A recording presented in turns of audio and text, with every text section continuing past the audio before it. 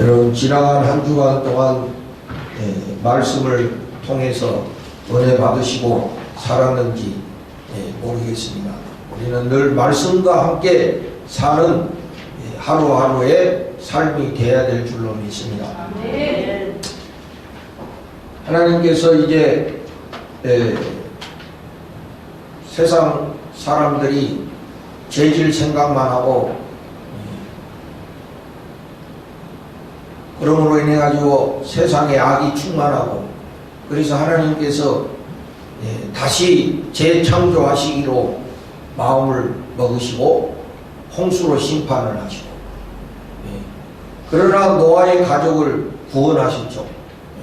그래서 이제 노아의 가족을 통해서 이제 새롭게 인류가 번성하게 되는데, 또 인류들이 하나님 앞에서 죄를 짓기 시작을 해요. 이 인간이 이래요. 은혜 받고 좀 새로워지면은 충만하다가 좀 시간이 지나면 또 악의 순환에 빠져요. 우리가 그래요. 내 자신을 봐도 늘 은혜가 충만하면 얼마나 좋겠습니까? 근데 그러지를 못하고 또 내려갔다가 올라갔다가 이래요. 그래서 성령 충만이라는 거는 뭐냐면은 이게 올라갔다 내려갔다 하는 것이 줄어들고 이게 지속적으로 가는 것이 성령 충만이에요. 올라갔다 내려갔다. 우리 기분도 그렇잖아요. 어떤 때는 막 올라갔다 내려갔다. 이게 심해지면 여러분 조울증 되는 거예요. 그 참 치료받아야 되지. 우리 신앙도 그래요. 기복이 이렇게.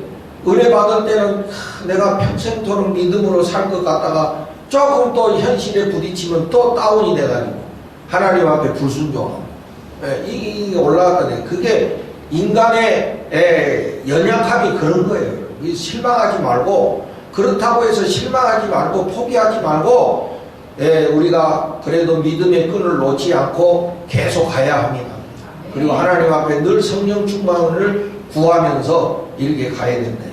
노아 홍수로 심판받았다가 또 이제 은혜 가운데 있다가 또 인간들이 죄짓기 시작하는데, 그게 바벨탑을 쌓은 거죠. 바벨탑.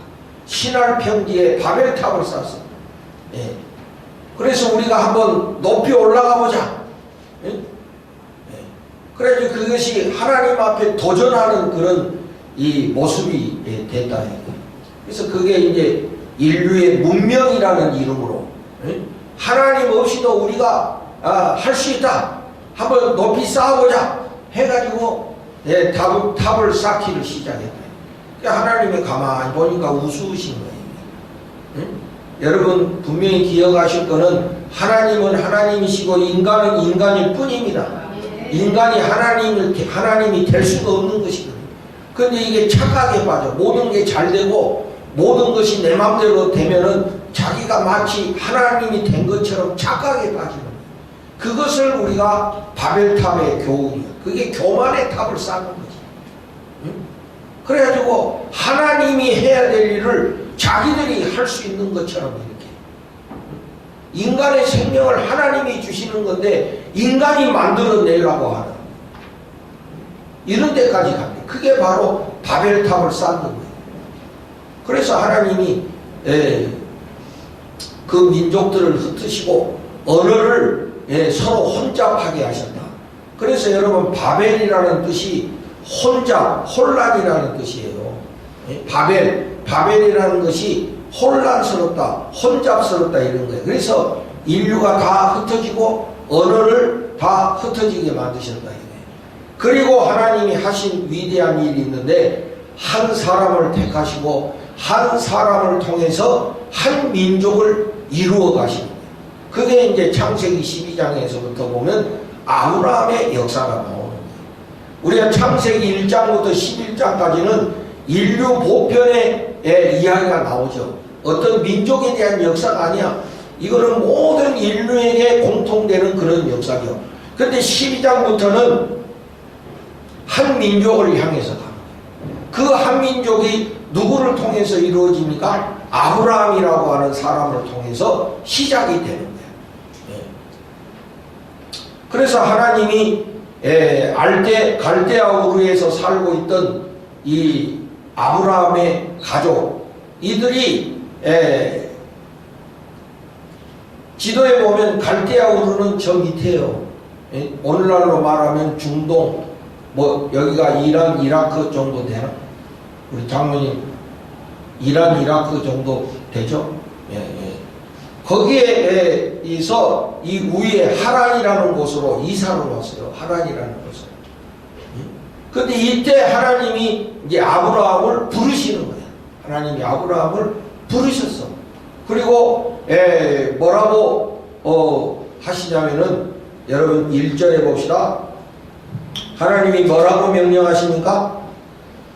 아브라함이 이르시되 너는 너의 고향과 친척과 아버지의 집을 떠나 내가 네게 보여줄 땅으로 가라. 떠나 가라. 이제까지 살던 곳에서 떠나가지고 하나님이 약속하신 곳으로 가라. 여러분 이 말씀을 잘 생각해봐. 여기에 고향과 친척과 아버지 집, 그동안 내가 살아왔던 곳이죠. 여기 떠날 수 있어 없어? 떠나기 쉬워요 안 쉬워요?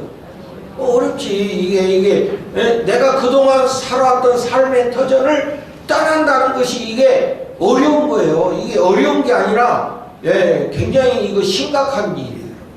그래서 지금 이제 우리 고령화 시대가 되잖아요. 이제 그냥 고령화가 아니고 초고령화예요. 요새는 60, 70이면은 젊은이야, 젊은이. 그래도 한 90 정도 돼야 뭐 어른이라고 말하는 그런 시대가 이제 된다, 이거죠. 그래서 그런데 이 노인들에게 가장 스트레스가 되는 요소가 몇 가지가 있다고 그래요. 첫째는 혼자 있는 것. 혼자 있는 것이 이 노인들에게는 굉장히 리스크가 되는 거예요. 되도록이면 혼자 있지 마세요. 자꾸 이렇게 사람 만나가지고 교제하고 맛있는 것도 같이 가서 겨울에 추어탕도 같이 사 먹고 또 서로 대화도 하고 대화를 하는데 좀 좋은 말을 많이 해. 불평불만 이런 거 하지 말고 은혜 가운데 충만한 이런 기쁨, 서로의 좋은 거 나누고 이런 시간들을 많이 가지셔야 돼요. 혼자 있으면 이게 노인들한테는 굉장히 위험한 것이 되는 거예요. 그리고 또 뭐냐면 옮기는 거. 그러니까 이 노인들을 함부로 옮기면 안 돼.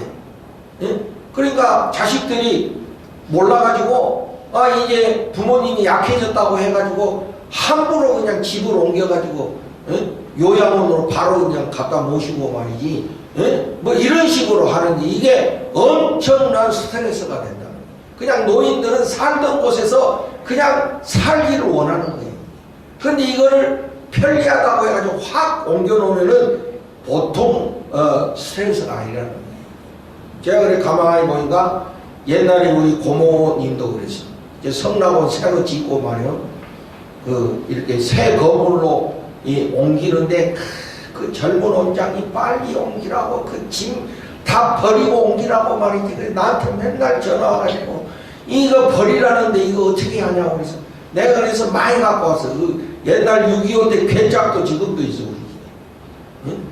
그런데 막 젊은 원장이 그거 다 치워버리라고 새집 가는데 뭘 끌고 다니냐고 막 스트레스를 줘가지고 그냥 매일 우리한테 전화 와서 그 걱정이. 그래가지고 갑자기 돌아가셨거든.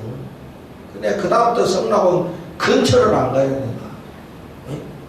그래가지고 말이지 돌아가셨는데 그 쓰시던 그 물건들 그 다음날로 싹 없어지더라니까. 누가 가져갔는지. 무서워 하여튼 사람들. 이 세상이 제일 무서운 게 사람이야. 사람 조심해. 불 조심하지 말고. 그게 노인들 그래 또 이거 옮겨놓으면은 보통 스트레스가 아니네. 우리 장모님도 그 평생 살던 집에서 아들 때문에 그 집 옮겼거든. 아파트 좋은데 아파트 좋아봐야 소용없어요. 노인들은 그냥 살던 데 살아야 돼. 그런 데 그냥 옮겨놓으니까 혼자 있어야 돼. 늘 젊은 사람도 일하러 나가고 혼자서. 그러니까 이 기분도 이상해지고 정신도 이상해지고 그래요. 여러분 되도록이면 나이 들수록 어디 가려고 애쓰지 말고 그냥 살던 데서 쭉 살아가시기를 바래. 아무도 아멘 안 해. 마음대로 하세요. 마음대로 하시는데, 그런데 많은 그 의사들 이야기가 그렇다. 이 보통 스트레스가 아니라는 거예요. 응? 그게 이게 젊을 때는 뭐 도전한다고 그러지만 나이 들어가지고 어디 옮기면 뭘 또 우리 이제 나이 들고 그러면 이 뭐 냉장고는 어떻게 하고 밥솥은 어떻게 하고, 이게 보통 생각이 이게 복잡한 게 아니다. 이게. 그냥 싹 옮긴다고 옮겨지는 게 아니다. 이게. 예? 그래서 이 막 스트레스를 엄청나게 받는다. 그것처럼 그동안에 내가 살아왔던 고향과 친척이 살던 곳, 아버지의 집, 그 삶의 터전을 떠나라! 이게 쉽게 순종할 수 있는 명령이 아니다 이거예요. 그리고 하나님이, 근데 하나님이 명령만 하신 게 아니고 하나님의 명령에는 반드시 약속이 있어. 할렐루야. 예? 하나님은 그냥 명령 안 하신다고. 그 약속이 있어요. 약속이 뭡니까 여러분? 2절 3절에 보면 너로 큰 민족을 이루고 내게 복을 주어. 예? 내가 너를 큰 민족을 이루게 하고 복을 주겠다. 이게 내 말대로 하면은 내가 너로 인하여 큰 민족을 이루고 내가 너에게 복을 줘가지고 너 때문에 많은 사람들이 다 복을 받을 것이다. 그러니까 하나님의 명령은 정말 밑도 끝도 없어. 이거 대책이 없어. 그동안에 살던 때는 그래도 뭐라도 있잖아요. 그런데 하나님이 가라고 하는 거는 여기에 보면 가라고 한 게 어디로 가라고 한 것도 아니잖아. 그냥 가라고 하신 거지 지명을 말한 것이나 무슨 어느 도시를 가라고 말씀하시는 게 아니잖아요. 그냥 가라고 하는 거야 이게. 그런데 그 명령에 대한 하나님의 약속은 엄청난 거예요. 큰 민족을 이루고 너에게 복을 줘가지고 너 때문에 세상 사람들이 다 복을 받기도 하고 반대로 저주도 받게 할 것이다. 그런 엄청난 명령과 약속을 아브라함이 받았는데, 아브라함이 그 명령을 받을 때 나이가 몇 살이라고 합니까? 몇 살? 75세래요. 여기 75세 되신 분 없잖아 아직까지. 하나님의 명령을 받은 나이가 75세야. 75세. 그래 여러분, 절대 나이 많다고 하나님 앞에서 나이 많다고 하지 마세요. 하나님이 쓰시려면은 나이 아무 상관이 없어. 아무 상관이 없다니까. 그러니까 괜히 나이 들었다고 해가지고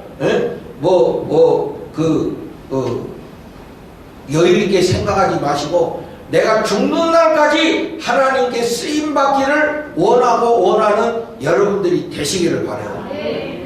좀 나이 들었다면 자꾸 뭘 이제 안 하는 쪽으로 이렇게 하는데, 하나님 앞에서는 그런 게 없어요, 여러분.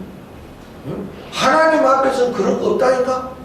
죽는 날까지 우리는 하나님께 쓰임받는 그런 도구가 돼야 되는 거예요. 나 때문에 다른 사람들이 복을 받는데 쓰임받는 도구가 돼야지.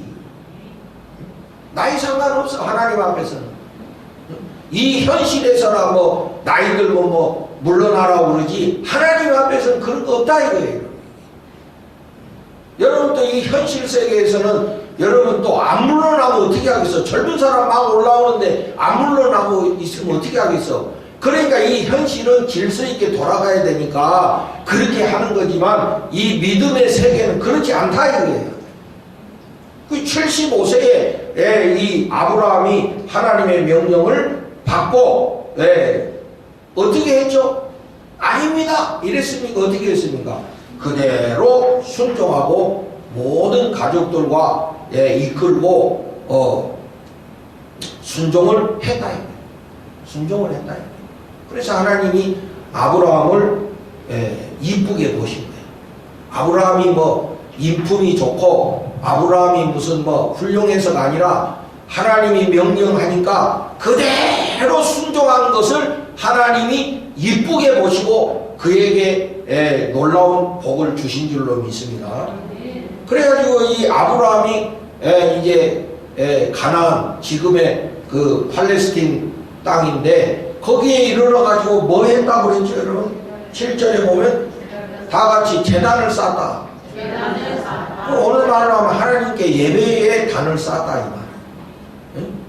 왜? 그거는 무슨 의미가 있습니까? 하나님의 인도하심을 인정하고 하나님의 섭리를 인정하고 하나님께 예배하는 것이죠. 이것은 내가 선택한 것이 아니라 하나님이 인도하신 길이라는 것을 인정하고 하나님께 예배드리는 그런 모습이죠. 그래서 이 제단을 쌓았다. 이 참 믿음의 아름다운 그런 모습이 아닐 수가 없어요. 여러분 왜 아브라함이냐? 왜 수많은 사람들 중에 하나님이 왜 아브라함일까요? 예? 아브라함 영어로 A로 시작해서 첫 번째라 하나님이 왜 아브라함 아무도 몰라. 그러면 다시 말하면 하나님이 저와 여러분을 왜 선택하셨을까요? 남들보다 이뻐서? 남들보다 성질이 좋아서? 남들보다 인품이 좋아서? 몰라. 중요한 건 뭐예요? 지금 내가 선택받았다는 것밖에는 몰라. 그런 거를 뭐라고 그래요 우리가? 다 같이 하나님의 은혜. 뭐 그렇게 말할 수밖에 없어. 거기에 무슨 뭐를 우리가 분석할 수가 없어. 그러면 뭐 이 세상 사람들이 뭐 나보다 못하겠어, 뭐 나보다 못생겼겠어, 나보다 실력이 그런 걸로 따질 수가 없어. 이거는 그냥 한마디로 하나님의 은혜로밖에는 말할 수 없는 거야. 왜 나냐? 말할 수 없어. 그건 하나님의 은혜라고 말할 수밖에 없어요. 왜 하나님이 아브라함이냐? 몰라. 하나님의 은혜야. 그런데 아브라함의 축복이 뭡니까? 그것을 인정하고 순종했다는 거예요. 그러니까 오늘 우리도 왜를 묻지 말고 순종하는 우리들이 돼야 됩니다. 자꾸 거기다 하나님께 내놓고 왜 아니에요. 알 수가 없어. 그냥 순종하고 따라갈 수밖에 없어요. 그리고 그런 인도하심을 하나님께 예배하는 그런 믿음의 모습을 우리가 가져야 될 줄로 압니다. 이렇게 아브라함이 하나님의 은혜를 입고 하나님의 인도하심에 따라서 출발을 했는데 그런 아브라함에게도 위기가 찾아왔어요. 10절부터 19절에 보면 놀라운 이야기가 거기 나오죠. 놀라운 스캔들이야 이게. 이런 쪼잔한 남자가 어찌게 믿음의 아버지가 될 수 있는가? 그럼 무슨 이야기냐면은 이제 이 아브라함이 가나안까지 왔잖아요. 그런데 가나안까지 왔는데 왜 성경에 보니까 점점 남방으로 옮겼더라 그랬어요. 왜 자꾸 밑으로 가? 응? 이유가 뭐라고 그랬냐면은 땅에 기근이 들었다 이게. 뭐냐면 흉년이 들어가지고 먹을 것이 없다 이게. 그래가지고 이제 애굽까지 내려가게 되는데 그 당시에 애굽은 엄청난 그런 나라였어요. 왕이 아주 이 절대 권력을 가진 그런 나라였어요. 뭐든지 다 뺏을 수 있어. 남의 집 부인까지 뺏을 수 있어. 자기가 마음에 들면 뺏어오는 거야. 그게 왕이야 그 당시에. 어떻게 할 수가 없어. 응?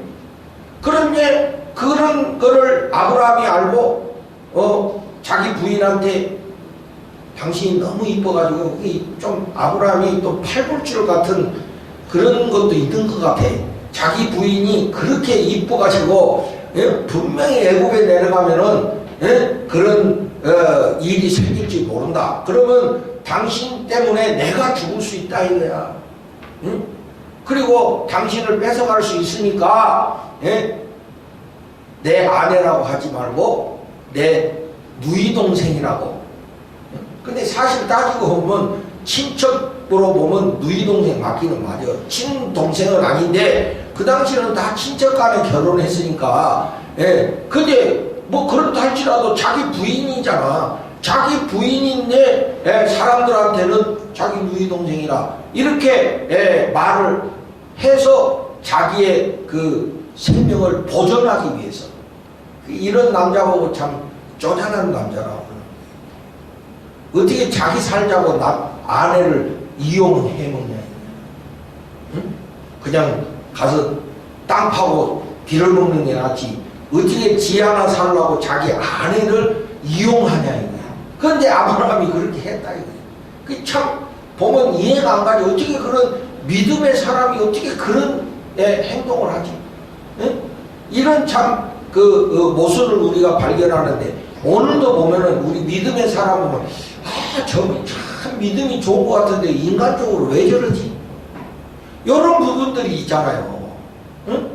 저 사람 참 기도도 열심히 하고 아주 성령 충만하고 아주 믿음이 그냥 저렇게 좋을 수가 없어. 이렇게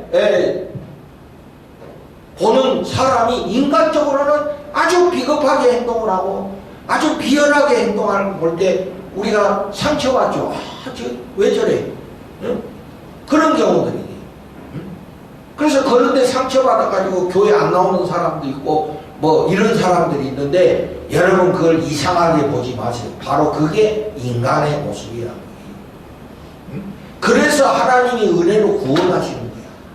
인간을 보고 구원하시는 게 아니고 하나님의 은혜로 구원하시는 거예요. 그걸 이상하게 보지 마세요. 그게 사람이라고 하는 것을 여러분 우리가 인정하고 살아야 돼.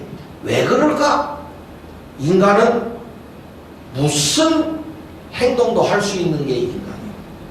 제가 살아보니까 그래요. 근데 그거를 모든 인간들이 딱 앞뒤가 맞게 다 사느냐? 그렇지는 못한다는 거지. 그러면 얼마나 좋겠어. 그러면 이 세상이 뭐가 무질서하고 혼란에 빠지겠어. 다 합리적으로 사는데 왜 무질서가 일어나고 왜 혼란이 일어나겠어요? 그렇지 못하니까 그런 거 아니에요. 모든 인간이 그래. 믿음의 세계를 그런 식으로 판단하면 안 되는 거예요. 인간 믿음과 현실이 모순이 된다고 해가지고 여러분 하나님의 구원을 부정하지 마세요. 그렇기 때문에 하나님이 은혜로 아브라함을 선택하신 거예요. 그래서 아브라함이 그렇게 그런 참 모순된 행동, 자기 아내를 누이라고 속여가지고 말이지, 참 이해가 안 되는 이런 불합리한 모순적인 행동을 했대. 그래가지고 실제로 이 자기 부인이 애굽왕 궁에까지 갔잖아요. 여러분 내가 이거 옛날부터 궁금해가지고 이 아내 애굽왕 바로의 아내가 되기 전에 그러니까 쉽게 말하면 좀 여기 이제 미성년자도 있긴 있지만은 첫날 밤을 치르기 전에 하나님이 건져낸 거요. 지난 다음에 건져낸 거요. 안 봤으니 어떻게 알아? 근데 이 말씀을 가만히 이렇게 봐봐. 말씀을 가만히 보면 이 보통 심각한 게 아니에요, 여러분. 이 말씀 가운데 가만히 보면은 몇 절입니까? 15절. 바로의 고관들도 그를 보고 바로 앞에서 칭찬함으로 그 여인을 바로의 궁으로 이끌어 들인지라. 바로가 그로 말미암아 아브라함을 후대함으로 그래서 누이 동생 줬다고 그래가지고 그냥 선물까지 줬다 이거예요. 그런데 18절에 보면 바로가 아브라함을 불러서 이르되 네가 어찌하여 나에게 이렇게 행하였느냐? 네가 어찌하여 그를 내 아내라고 말하지 아니하였느냐? 네가 어찌 그를 누이라여 내가 그를 데려다가 아내를 삼게 하였느냐? 이 지나간 거야. 보통 심각한 게 아니에요. 이게 그냥 갔다가 첫날 밤 지나기 전에 다시 나온 게 아니고 궁에 가서 아내가 돼버린 거야. 그거 우리가 본 게 아니니까 어찌게 확정적으로 말할 수 없으나 이 말씀대로 가만히 보면 이미 바로 왕이 아내를 삼아버린 거야. 삼아버렸어. 그러니까 이 아브라함이 참 이럴 수가 있느냐 이거야. 하나님이 뭐라고 그랬어요? 아브라함에게 명령 주시고 큰 민족을 이루고 그랬잖아요. 그때 아브라함은 뭐 자식도 없어. 자기 부인한테 자식도 없었잖아요. 근데 뭔 큰 민족이야. 자기 가정도 하나 지금 되지도 않았는데 하나님이 큰 민족을 이루시겠다라고 약속을 해주셨단 말이에요. 그러면 이제 자기 부인 사라가 바로의 아내가 돼버렸으니까 큰 민족은 깨지는 거야, 안 깨지는 거야? 깨지는 거지. 자기 부인, 남의 부인 돼버렸는데 무슨 큰 민족을 이루기는 뭔 큰 민족을 이뤄. 이 아브라함이 보통 실수한 게 아니에요. 아브라함이 하나님의 언약을 깨는 행동을 했다고. 보통 심각한 게 아니에요, 이게. 응? 아브라함이 조금 실수한 게 아니라 하나님의 언약을 깨는 행동을 했다니까. 하나님이 아브라함을 통해서 큰 민족을 이루시겠다는 이거를 아브라함이 한순간에 깨버린 거예요. 자기 하나 살자고. 그래서 이것이 그대로 갔으면 사례가 바로의 꼭 사례는 좋지 왕비가 되어버렸으니까. 그러나 아브라함에 대한 약속은 다 깨져버리는 거 아니에요. 큰 민족은 안 되는 것이지. 그런데 여러분 그렇게 됐습니까? 안 됐습니까? 안 됐죠. 왜 그렇게 안 됐죠? 하나님이 개입하셨죠. 하나님이 가만히 보고 있다가 이랬다가는 언약이 다 깨지게 생겼거든. 그래서 하나님께서 개입을 하셨습니다. 어떻게 개입하셨습니까? 17절 다 같이 한번 읽어보세요. 시작. 여호와께서 아브라함의 아내 사레의 일로 바로와 그 집에 큰 재앙을 내리신지라. 쉽게 말하면 내 이놈 하고 그냥 하나님이 직접 개입을 하신 거예요. 그러니까 바로가 정신이 번쩍 난 거예요. 이 누이인 줄 알고 데려왔는데 알고 보니까 부인이었단 말이죠. 응? 그래서 이 바로가 바로 아브라함을 불러가지고 호통을 치고 응? 네 아내를 다시 데려가라. 이래가지고 하나님의 개입으로 인해가지고 깨질 뻔했던 언약이 다시 살아나는 것이죠. 할렐루야. 여기에서 우리가 어떤 하나님을 발견합니까? 신실하신 하나님을 우리가 발견하게 됩니다. 하나님은 스스로의 언약을 지켜가시는 신실하신 하나님이십니다.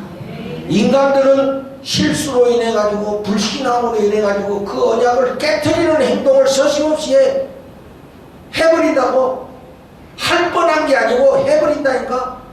예?